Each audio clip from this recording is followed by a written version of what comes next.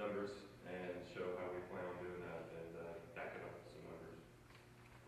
So goals by 2018, over 30 million in wholesale volume. We're going to meet the hurdle rate in excess of 15% ROIC and hopefully hit that direct profit contribution in excess of 20%. So I'm going to pass it off to you. Okay, so the first brand that we wanted to talk to you guys about was the Sam Edelman brand. You guys already know this, but just more of your higher end brand, a little bit more trendy, not so concerned with comfort like the Naturalizer brand. We decided for this brand that we were going to pursue a joint venture strategy. We wanted to launch this brand in London to penetrate the UK market. We chose London specifically just because it's known as a global fashion hub. So in your description of the brand and just kind of researching more about Sam Edelman, we talked about how he wants to create shoes that are inspired by runway trends. No better place to do that than where there's a runway. The other thing that we looked at was that UK represents 14.1% of the European footwear market. It was the largest country individually, so we felt like it was a really good idea to take that market first since it represented such a big share. With the joint venture strategy, we talked about getting a roughly 5-year contract with a venture partner, and potentially at the end of that contract, or even before if we were successful enough early on, to open another independent flagship store, much like the ones you guys already have in Soho and California from the Sam Edelman brand. When we talked about a partner for that joint venture strategy, I don't know if you guys are familiar with the Buckle brand here in the States. They've got over 400 stores countrywide, and they're known as being an upscale retailer. They partner with a lot of brands to up their sales in their personal brand, but they also help out the brands that they partner with. Some big ones would be Affliction or Rock Revival. They're able to charge premium prices because of their partnership with the Buckle. So if we could find a partner very similar in the UK market already, we felt like it would be a really good decision to partner with them. It would help their brand, and it would help us break into the market. Next, I'm going to pass it to Jake. He's going to talk about the Naturalizer brand. All right, so the Naturalizer brand, we decided to go with a branded concept. We wanted to launch it in Germany so that we could further penetrate the European market. The Naturalizer brand is all about comfort and style. And in Europe, or in Germany, we did some research and we found that they like straightforwardness, and they don't really like non-functional footwear. So we felt that the Naturalizer brand was a good, stylish, and practical concept to launch within Germany. We also, through the case, we found that 12.2% of European footwear, it represents 12.2% of the European footwear market, Germany does, and that the plurality within Germany falls within the age range of Naturalizer brand. The long-term plan for the brand concept would be pretty much the branded concept, and it could be reevaluated at a later date if necessary. So. All right, thanks, Jake. My name is Cameron. I'm going to go over a little bit of why we feel like this strategy would work out the best financially. Whenever we looked at our goals, we tried to kind of create a pro forma kind of income statement for the next 3 years.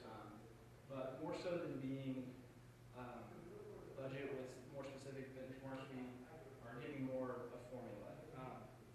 By using the 2 different strategies in the UK and Germany, we feel that we're mitigating risk in that way. And so we arrived at these numbers based on some of the numbers that we found in the 2014 financial reports, and also a lot of the numbers in the case. So we feel that if you shoot for roughly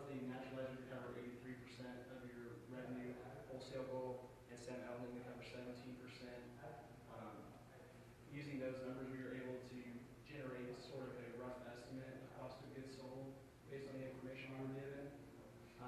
We feel like if you plug that in and shoot for a net income of $6 million, which would reach your 20% direct profit contribution number, then that will help you find how much you can afford to pay on retailer's margin, how much you can afford to pay for your royalties, and how much you can afford to pay in profit sharing, and that will help you know how much of an investment you're looking at, and to help you know if you're going to be able to be profitable and able to fund the program. So that's kind of how we arrived at that, and from there we'll yield our time to some questions.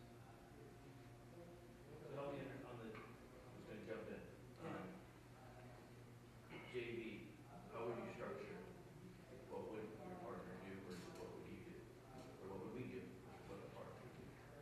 So what our thought there was, there's most likely a partner that we could pair with, like I said, the Buffalo example here. So their job and their role in the partnership would be that they either already have the stores or would be the ones putting up the actual storefronts, the physical places to shop. And then our partnership with them would be to share profits, but also we would be putting our product in their stores.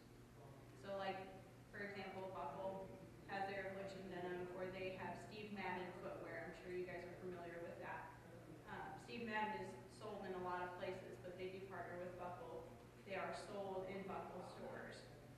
Buffalo obviously puts up the money to have their physical stores here, but Steve Madden does share some of their returns just for Buffalo putting their product in the store and bringing customers in.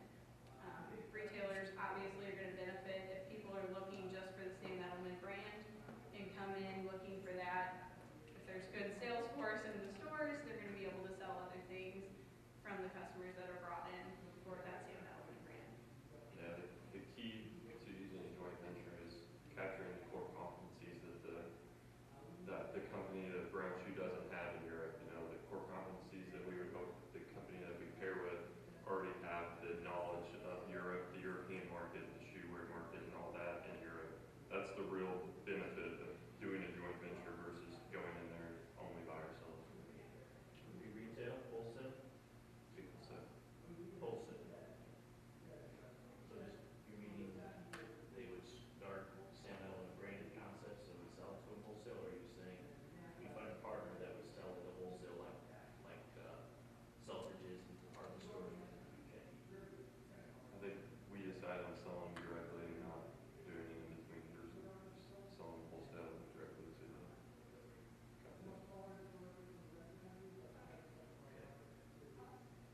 Traditionally, okay, that's fine. So it's just naturalizer, non-naturalizer. How many doors did you assume would need to be generated within Germany? We didn't quite narrow it down to an amount.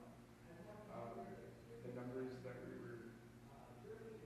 we tried to calculate ROIC, and try to answer your questions, but the data that we were given, we couldn't find the ROIC. We checked your income statements online, and we couldn't find the numbers. Walk me through the margin structure of it. Maybe you might want to flip back to it. So the way we arrived at those numbers were we added up the net sales from 2014 for those two brands and found what percentage each one would represent in their total sales, and we thought that would be a good benchmark. We sort of felt that with Naturalizer being more like the dominant brand, that we would be able to establish more of a presence in Germany by putting it in independent retailers and things like that, by somewhat mitigate the risk a little bit by pairing it with brands that Germans already know. And so we felt that we were able to shoot for more of a higher percentage of our sales in Germany there. And so the way we arrived at cost of goods sold was we kind of tried to, based on the number of shoes that were sold by Brown Shoe Company, we tried to arrive at, using the cost of goods sold that was given in the 2014 annual report, we tried to arrive at an average number for the whole company of how much it cost them to make a pair of shoes.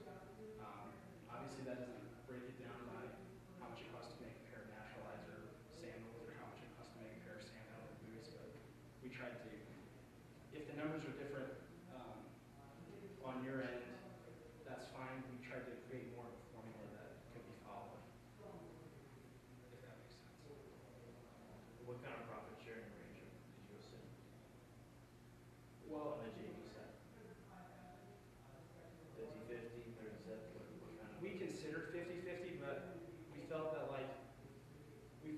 if you, once you put in your sales goals and your other factors, you can find out how much you can afford to share for profit, how much you expect to make, and then that would tell you how much you're able to split there. So I'm trying to translate, roughly 80% margins, which on one end is very rich. Yeah. To then, take it down all the way to what that true return is. What kind of costs would we have to invest on people, distribution? Certainly a more significant investment on the JV end is what we were thinking. So the profit share would probably be a higher percentage than. Okay. I'm gonna jump in, please. I'm gonna back up and just kind of get your thought process of those things. So, when you look at a JV, and you look at the share position you're going into that market with, what did you identify as your thing of value that you bring to the JV? So why would a JV be wanting your brands? What was your thoughts on how?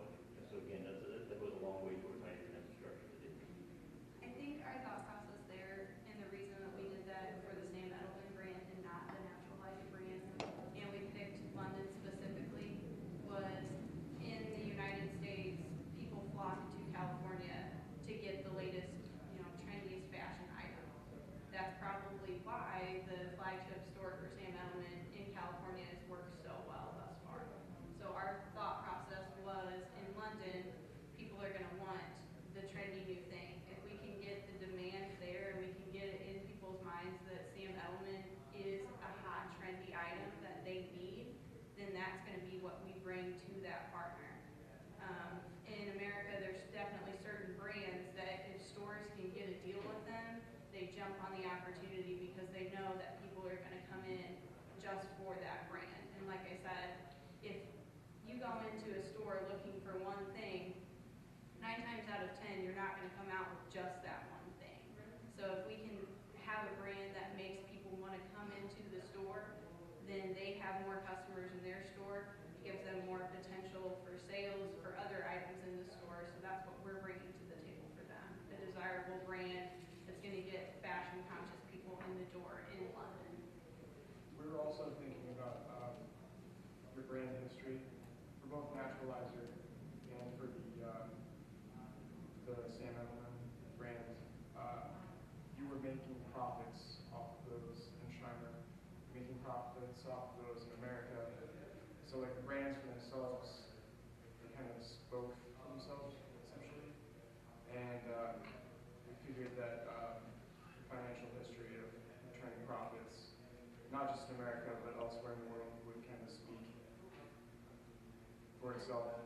And companies that would pair with you would see that and give you a chance to sell your product. You do determine that? We all collaborated on it.